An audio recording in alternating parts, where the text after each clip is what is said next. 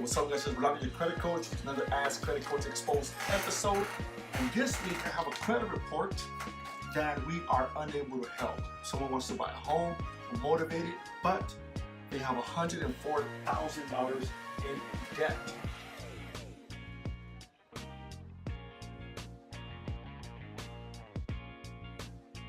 That's spread out over 7 accounts, which the largest account being $30,000 in debt.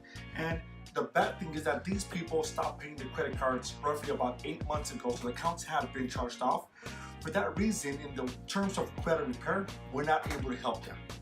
Their only options is, number one, is settle the debt. Bankruptcy will be the option, but then that will not allow them to purchase a home for about 1 to 2 years, depending on the guidelines. But those are the only 2 options now.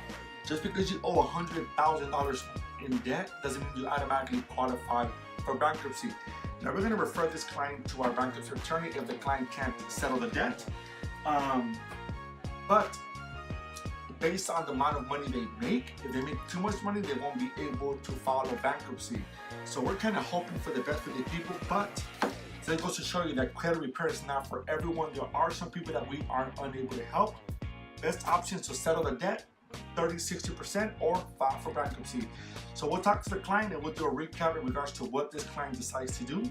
And this goes to show you guys that credit cards can be dangerous if you do not know how to use them. How can someone go into $100,000 in debt? I have no idea, but my goal is to make sure you guys avoid making a mistake like this one. See you guys soon.